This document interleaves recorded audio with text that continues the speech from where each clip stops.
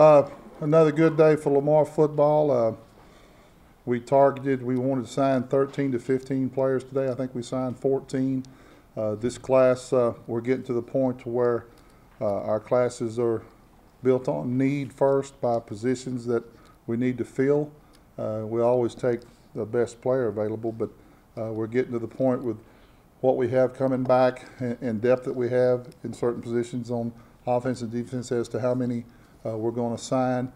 This is also a very unique class. We had a number of commitments prior to the actual recruiting process here in January. A number of our players, when they came on their official visits in January, was already committed to us. I think it shows, first, a good job by our assistant coaches the last spring, evaluating players and getting the offers out early. Our camps are helping, and they get to come to our camps early and kind of like what they see when they come to visit Lamar, and then they come back and watch ball games in the fall. And we had a number of commitments before Thanksgiving. I know we can't talk about that at that time, but all three of our recruiting weekends prior to the signing date here in January, at least half of the players that were on the visit were already committed, and just about everybody that was committed held their commitment. So that was very refreshing to see that not only did we get a lot of players committed to Lamar, they held their commitments all the way through. Just, you know, I'll go down the road when we watch the video. From here, I'll just open it up for questions. Well, I like our recruiting class. I think we hit in the areas that we need to hit. I think, you know, I'll talk about it when we go down at the 3 offensive linemen we needed. You'll see more defensive players in this because we're losing more defensive players. Last year, at this time, our team was almost opposite of what it is right now. Last year we had a number of starters back defensively, and we had a lot of questions offensively. This year we got 8 starters coming back offensively. We got some questions defensively. So each year now, with the recruiting classes, you'll see the signing class will fill out more to what our need is for that year, and you'll see that's reflected in this class. I think so. I think we were more competitive, especially at home. I think they liked what they saw. I think they liked our game day experience here, and I think they came away with a positive view of Lamar football, and I think it really helped. I think it had to do with a lot of the early commitments. I sure do. Well, I don't want to just single anybody out for 2 reasons, because I don't want to leave anybody out. And then, you know, like last year, we didn't think Cade Harrington. I'd have ranked him at the bottom of the list. He was the player of the year, so it shows you how much I know. No, I just like the depth of this class. It's just a very athletic class. I think we're big. You look at our linemen, we're taller and more athletic looking in this class than we have in some classes in the past. And we got a lot of players that can run. So, and it'll show up when you see it.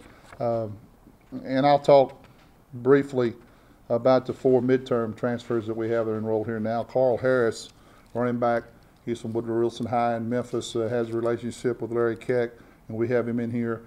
And I think with Carl, with what we have coming back with Cade Harrington, and a guy that was a freshman that kind of got overlooked because Cade had the freshman you had, but Emmett Raleigh is a good running back. I think with those 2 back and Carl Harris, I think 1, 2, 3, we're probably as good at running back as we've been since we brought back football. Michael Sheraton, cornerback, is coming in from JC, and again fills a need. That's, if you look at our roster, that's the area we lost the most players in the secondary. Look forward to seeing what he's going to look like in spring ball. Josh Frost is a big guy, an interior defensive lineman. And, you know, we can't ever have too many of those. And Tylon Robertson, we had a relationship with prior to going to Texas State. He wanted to transfer. So we got 2 defensive linemen and a cornerback in on defense, and we're looking forward to seeing those 3 guys. That they should have a big opportunity with the players that we lost this spring. They should get a lot of reps, and we should really get a good idea of what they can do coming up here in spring ball, which will start Monday. Port Arthur has been tough to crack for us for a couple of reasons. Number one, they've been so good. They've been recruited by everybody, and that's a compliment to them and their program. But we've recruited them just as hard as we have anybody else. We've gotten close on a player or 2 in the past. I think if we're going to hit the first one, this is a good first one to get. I think Broderick's going to be a very good player for us, a good student, and I'm excited seeing him in a Lamar University football uniform. Well, it's important because, like you said, there's a number of players in our area that went to other schools in our league. It just shows you, A, how good our high school football is in our backyard, and B, how competitive recruiting is. In this area, I can only go back to 1988. This has always been a heavily recruited area because the football is so good, and it'll continue to be that way. And but we work it hard. I don't know if everybody realizes that, but we get out and we're in the schools as much as we legally can be, especially locally. We don't miss a school every opportunity we get to go in, and I think we've done good. I know some people would like to see us do a little bit better, but we're working, and but it's tremendously competitive down here for players. Probably, I think, more than any other area in the country or in the state. I don't know. I think a freshman or two, some people say, well, will you play a freshman? And we can say, well, we sure do. We got one right here that was the player of the year. So I think they see that we will play a freshman above an older player if he turns out to be the best player. And, you can tell a recruit that, but when you can show him that, I think that'll help. And we'll continue to do that. We've done that all along. And then Cade just came in, deserved it, and got to play, and we'll continue to do that. That's always be our philosophy. We'll get into this a little bit more when we watch the film. I'll talk about each recruit, but very physical player, big enough to play inside, fast enough to play outside. Just a player that's, can play offense and defense. We're going to play him on defense. He plays both in high school. Just a very good all-around athlete. And it looks to me like he's got a big frame. He's going to get even bigger than he is now and can run. And just a typical Jasper, East Texas football player. They've turned out a lot of them, and he's going to be a good one. It's going to be new to me too. But obviously, he's the tailback carrying the football, and had an outstanding high school career, and went to the University of Memphis. And like I said, Coach Keck had a relationship with him when he decided to transfer. Did a good job in the classroom while he was at Memphis. Comes in with a good transcript, and like I said, with Cade Harrington and Emmett Raleigh coming back, and we're a one-back team, I think 1, 2, 3, this will probably be as deep and as talented as we've been at tailback since we brought it back. Michael Sheraton, again, we lost a number of players in the secondary. We felt like we needed an older player or two to go with the young players that we got coming up. He was attractive to us for a number of reasons. He could play both corner and safety. As you can tell, he can run. He's active. He's physical. And he could come in here at midterm. That was a big thing, that we could get him here in January, get him acclimated to Lamar, put him through spring drills, learn our system, learn what to do. And I'm excited about seeing him out there starting next week.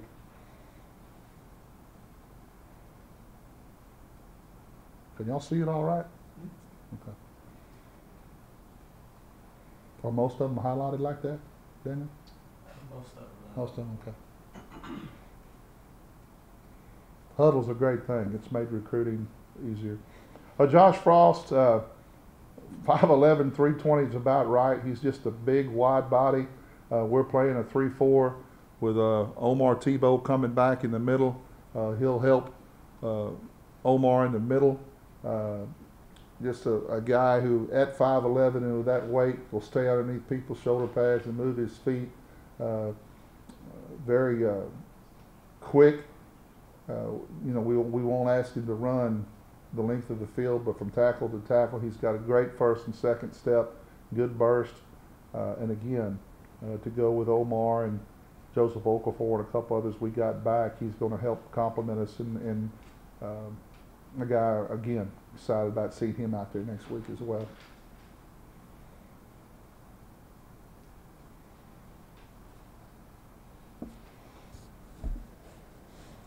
Tyler Robinson from Hempstead. We got Ronnie Jones from Hempstead, which, we recruited him when we were there talking to Ronnie. He decided to transfer from Texas State. This is a guy who's got a lot of football still ahead of him, a lot of upside, can go down inside, or is quick enough to go back out and play an end position. Again, he's here now. This is the last of the four that's in here at midterm. Had an outstanding career at Hempstead. They played for the state championship, and has a lot of football ahead of him. And you can see a lot of these tackles he's making and doing things from sideline to sideline. He's got a lot of run in him. Here's our three linemen that we signed coming out of high school. Chase Wood, 6'4", 285. An early commit. Okay. An early commit to us, kept his commitment. Big, tall, flexible guy, can play guard or tackle. Very smart player to go with it, good student. And I think with these three linemen, we're going to keep them in school here for 4 years, and you'll see a lot of these guys play over the course of the next 4 years. I'm very excited about these three guys. All three of them have the height and the range you're looking for, and they're only going to get bigger and stronger, and they're already pretty big and strong now. You can tell he can pull and get out and do things, and a very good lineman for us. So that's Seth Blenderman, just about everything I just said, you could say again. He plays tackle and guard. Hopefully he's highlighted, maybe not. There he is. Again, good feet for a big guy. And, you know, I said it from the first press conference we had, we can't ever get enough linemen, and I think we really hit on three very good offensive linemen in one class to go with what we already have. And we got a number of offensive linemen back. I think Coach Langston is too deep. We're going to be a good football team up front. Again, Connor Ward, another early commitment. He committed back about the middle of the football season after he watched us play, and kept his commitment all the way through. And he's played outside at tackle. And these three guys almost look a lot the same on film. They're a lot of the same guy. As you can tell, all three of them are athletic, got good feet, and they're just going to get, like I said, bigger and stronger.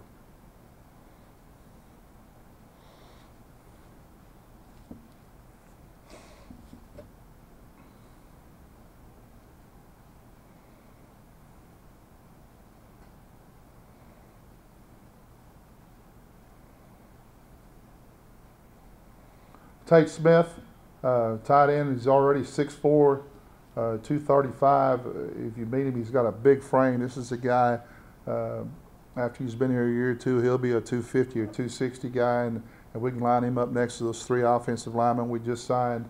We're very excited about having him with Peyton McVeigh being a senior, Dylan Barrett, redshirt sophomore. He comes in at a good time, and he'll be our third tight end this year.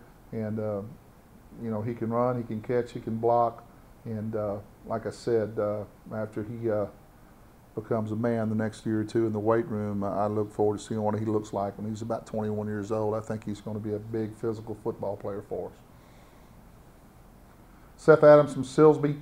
The only, you know, thing on him that I think the reason we got him was the 6 foot. If he was 6'5", I think he'd have been in the SEC or the Big 12. Strong, good burst, plays underneath people, comes off the ball, and again, another interior lineman that we'll have.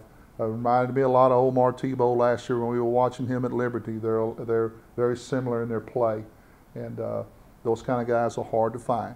And he's coming from a program where we got a lot of familiarity with, a lot of success at Silsbee, and we know what we're getting in this guy, and he's going to be a good football player for us and a good student.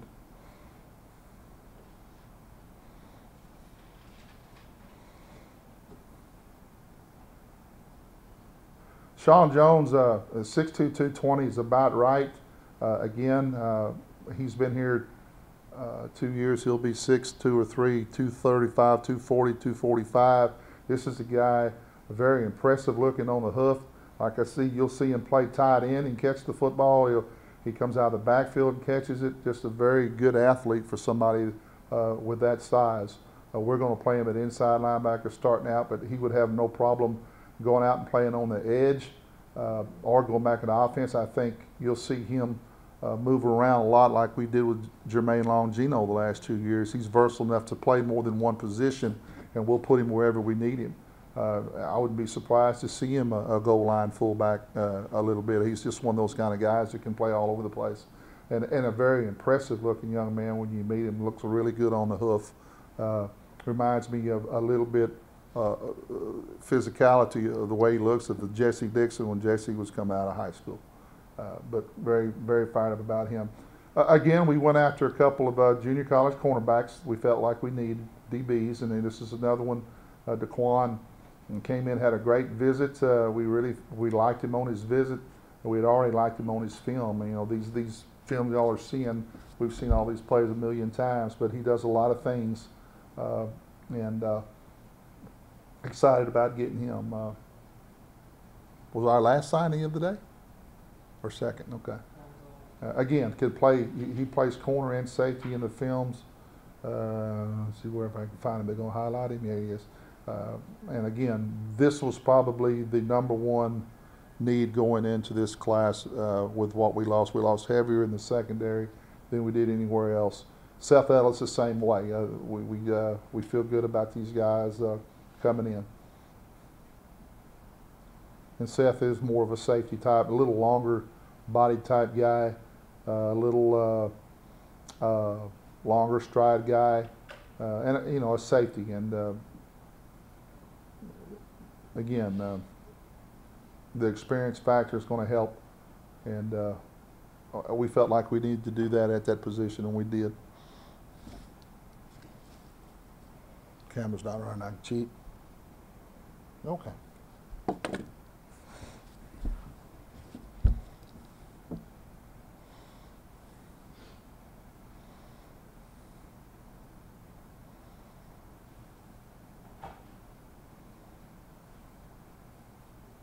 Very quiet group down here.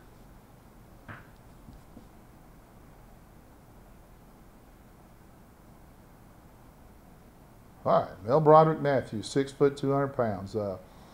Obviously, we're all very familiar with Port Arthur. He's coming from a program that's used to winning, with a great tradition, and he'll play all over the place too. Very, very active, very good feet. Great running. He'll run from sideline to sideline and make plays. Visited well, a good student to go with it. And he'll play an outside linebacker position for us here at Lamar to start out, and should be, especially while he's young and fighting for a starting spot, should really be able to help us on our special teams because he can run, he's very physical and a very smart football player. Did we say he was from Port Arthur Memorial? Have we mentioned that? Okay. Brent Nicholson, this was something we haven't had to address in a while. We kind of were spoiled with Chris Mykrantz the last 4 years. We would look for a backup snapper if we found one the last few years, but we knew who our starter was going to be.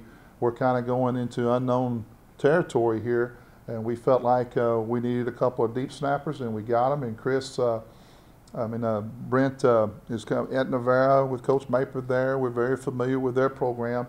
We got to watch him live snap, and just a dependable snapper. And you know, this is one of those areas we needed to address and shore up, and we did. We got 2 deep snappers. We got a junior college guy, and we got a freshman coming in, Zach Roberts. And it's only one other time in my career I didn't have one, and this is the type of position you don't really think of it being important until you don't have a good one. And we wanted to make sure that we addressed this, that we didn't get to a game where we didn't have this part of it taken care of. So we signed 2 deep snappers this year, and I think it was very smart in our recruiting to do that. I think both these guys are very good deep snappers. I know they're a little boring to watch on film, but that's what you want. You want that part of your game to be boring. You don't want the ball snapped over the head like happened in the Super Bowl. Reed Ensminger, now this is a very intriguing young man for us. We got some East Texas connections with him. This is Mark Mosley's grandson. His grandmother is from Livingston, and there's some connection there. Had a heck of a career in Virginia. They played for the state championship this year. He was an all-state quarterback. Ran for as much as he passed for, and played in the secondary, and told me he'd rather play on the defensive side, but just a really good athlete. Obviously we don't go up and blanket recruit Virginia like we do Southeast Texas, but we knew about this guy, and after watching him and evaluating him, we thought he would fit in well here. And grandmother wanted to make sure he didn't go to Stephen F. Austin where Mark went, so we're very excited about having him. Kyle Holmes is coming home from Central. We watched this guy in high school. We knew about him when he went to Blinn. We kept up with him. He's had a heck of a career at Blinn, a defensive end, a very physical player. He's fired up about coming home and playing in front of the home people. And you'll see on film, did a lot of good things while he's at Blinn. Just went there and got bigger and stronger and developed like most young linemen do in their first 2 years of college. And we're excited about having him come home.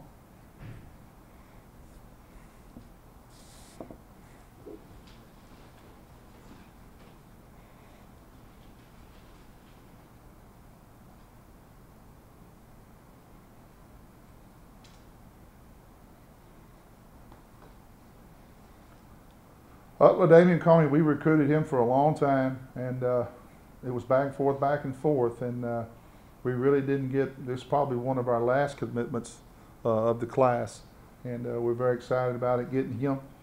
This is a guy that does a lot of things, returns the ball, plays in the secondary, is going to be on all our special teams, just a good young player that can run, and again, filled out a class, so, you know, we didn't want to just take junior college transfers in the secondary. We needed some freshmen to go with it. So very excited about getting him. And he just kind of rounded off the class for us.